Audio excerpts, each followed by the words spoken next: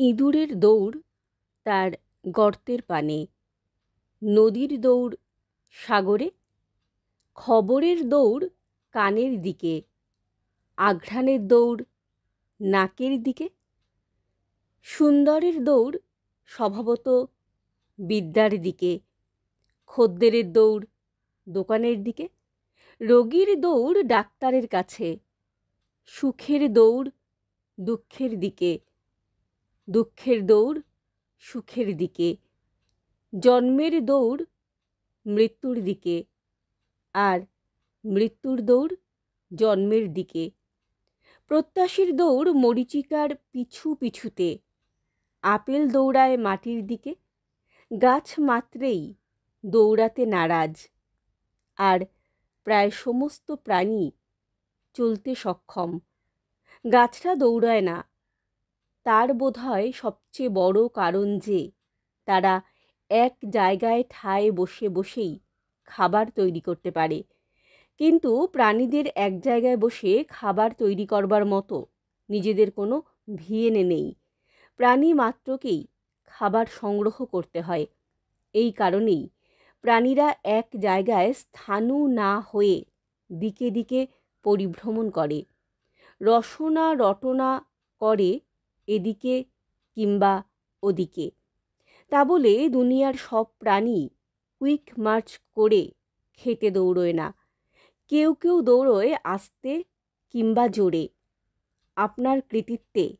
কেউ বা গা দিয়ে, কেউ বা পা দিয়ে এক জায়গা থেকে আর এক জায়গায় চলে যায়। অনুবীক্ষণের তলাকার অদ্ভুত বিস্ময়ের জীব অ্যামিবা, যার দেহ বলতে একখানি সেল ছাড়া কিছু নেই। তার চলবার ভঙ্গিটি বড় মজার। নিজের দেহ থেকে অর্থাৎ সেল থেকে খানিক অংশ ক্ষণিকের পা হিসাবে আগিয়ে দেয়, সেই দিকে তারপর সেলের মধ্যে প্রোটোপ্লাজমের বাকি অংশকে গড়িয়ে দেয়। এমনি করে মুহুর্মুহু ক্ষণিক পা বার হয় আর প্রোটোপ্লাজম সেদিকে বয়ে যায়। কত মন্দ গতিতে অ্যামিবা যে চলে তা একরকম অনুমানই করা যায় না। যখন আকাশে একটি জেট প্লেন ঘন্টায় কয়েকশো মাইল বেগে চলছে, তখন অ্যামিবা কয়েক মিনিটে কয়েক মিলিমিটার অতিক্রম করতে পারছে। রক্ষে এই যে সৃষ্টির আদিকাল থেকে অ্যামিবা এমন করেই চলেছে, একেবারে কখনো থেমে যায়নি। আমাদের নিজেদের শরীরের মধ্যে একরকম ভবঘুরে সেল আছে যারা অ্যামিবার মতো এক জায়গা থেকে আর এক জায়গায় যেতে পারে। এরা শরীরের সৈন্য সামন্ত, বহিঃশত্রুকে নাশ করতে ছুটে যায়। এছাড়া আর এক রকমের এককোষী জীব প্যারামোসিয়াম, তার সেলের চারদিকে ছোট ছোট চুলের মতো বহিরাংশ আছে, তাদের সিলিয়া বলা হয়। এইসব সিলিয়ার যথেচ্ছ ব্যবহারের ফলে প্যারামোসিয়াম জলের মধ্যে হাজার দাঁড়ে নৌকা চালানোর মতো আগাতে বা পিছুতে পারে। গমনাগমনের প্রকৃত মাধুর্যটা আমাদের চোখে পড়ে সাধারণত উচ্চতর প্রাণীর মধ্যে।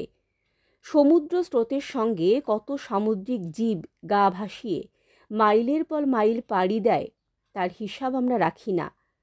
চিংড়িরা দাঁড়া নাড়া দিয়ে চলে। কোনো কোনো পতঙ্গ উড়বার সময় তাদের ডানা প্রচণ্ড জোরে নাড়ে। এফিড উড়বার সময় প্রতি সেকেন্ডে 400 বার ডানা নাড়ায়, আর এক নাগাড়ে 8 মাইল পথ উড়ে যেতে পারে। বাগানের শামুকরা চলে তাদের একখানি মাংসপুরু পা দিয়ে, চলে যাবার সময় রেখে যায় জলীয় চিহ্ন। তা দেখলে বলতে ইচ্ছে করে, এ পথে আমি যে গেছি। উচ্চতর জীবদের মধ্যে গমন শক্তির অনেক কলাকুশলতা, কিন্তু গমন শক্তিকে বিচার করতে হয় সব সময় দৈহিক ওজনের পরিমাণ হিসাব করে। কত ভারী জন্তু কত ওজনে নিয়ে কত সময় কত দূর গেছে তাই বিবেচ্য। হালকা কোনো পাখির হাওয়ায় তীরের মতো ছুটে চলে যাওয়া আর বেজায় ওজন নিয়ে একখানি হিপোর কাদা ভেঙে থপথপ করে যাওয়া একরকম মনে করলে ভুল হবে। এই ধরুন চিতাবাঘের দেহের ওজন 130 পাউন্ডের মতো। সে ঘন্টায় 70 মাইল পর্যন্ত দৌড়াতে পারে। নেকড়ে প্রায় একই ওজনের হলেও তার গতিবেগ প্রতি ঘন্টায় 36 মাইল মাত্র। সেই তুলনায় হিপোর শরীরের ওজন 2800 পাউন্ড এবং সে প্রতি ঘন্টায় 20 থেকে 30 মাইল চলতে পারে। গোবি মরুভূমিতে গ্যাজেলি নামক এক হরিণ আছে। তার গতিশক্তি অত্যধিক। দেহের ওজন 80 পাউন্ড, কিন্তু সে ঘন্টায় 60 মাইল বেগে চলতে পারে। অ্যান্টিলোপ হরিণ ঘন্টায় 45 মাইল বেগে দৌড়য় 110 পাউন্ড ওজন নিয়ে। সেই গল্পে আছে কচ্ছপের কাছে খরগোশ দৌড়ের বাজিতে হার মেনেছিল। নানা জাতের খরগোশের মধ্যে গতির তারতম্য দেখা যায়। সাধারণত খরগোশ মাত্রই তীব্র গতি সম্পন্ন। দেহের ওজন যখন 5 পাউন্ড, গতিবেগ তখন 45 মাইল ঘন্টায়, মোটরের দৌড়ের কাছাকাছি। রেস হর্সের দেহের ওজন 1000 পাউন্ড। প্রতি ঘন্টায় তার ছুট 40 থেকে 42 মাইল। অনেক বুনো গাধার দৌড়ের বহর ঘোড়ার সমান, কিন্তু তাদের দেহের ওজন ঘোড়ার চেয়ে কম, মাত্র 300 পাউন্ডের মতো।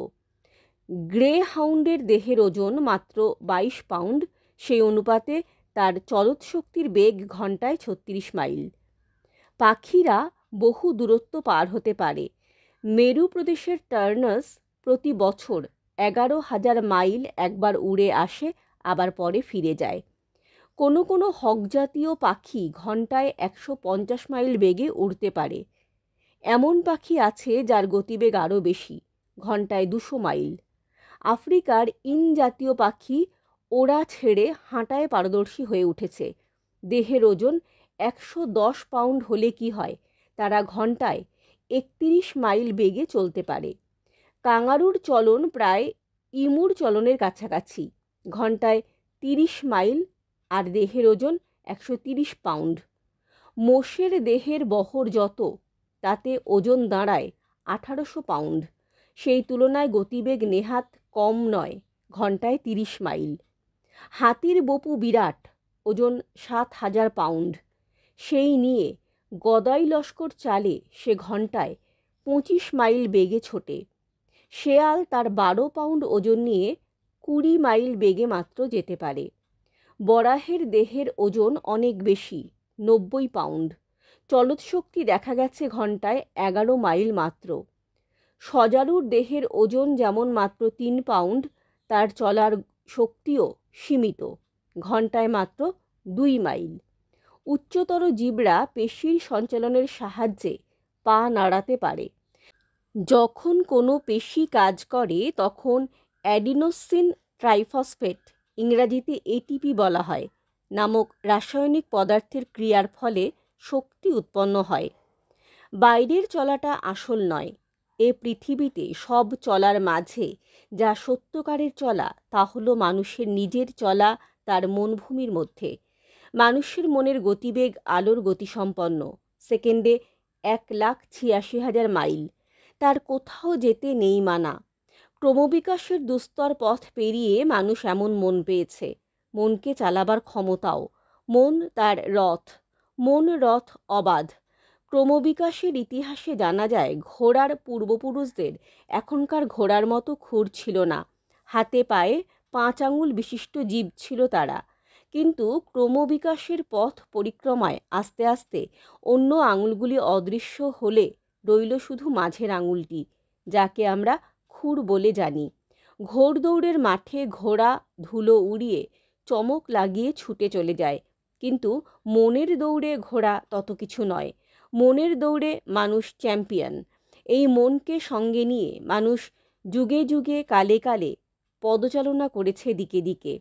হুয়েনসাং এসেছেন সুদূর চীন থেকে তাঁর মনকে সঙ্গে নিয়ে। ভারতের স্ট্রিগ্যান দীপঙ্কর গেছেন তিব্বতে। ভাস্কো ডা গামা এসেছেন তুমুল সমুদ্র পেরিয়ে ভারতবর্ষে। আর কলম্বাস তাঁর দুর্জয় মনকে সঙ্গে নিয়ে নতুন পৃথিবী আবিষ্কার করেছেন। শঙ্করাচার্য পদব্রজে সারা ভারতবর্ষের দিকে দিকে গেছেন ভারতবর্ষকে আবিষ্কার করবেন বলে। সবচেয়ে মজার ব্যাপার এই যে মানুষ এখন শুধু নিজে চলেই ক্ষান্ত নয়, সে অন্য সব কিছুকেও চালাতে সমান উৎসুক। জাহাজ, রেল, প্লেন, জেট।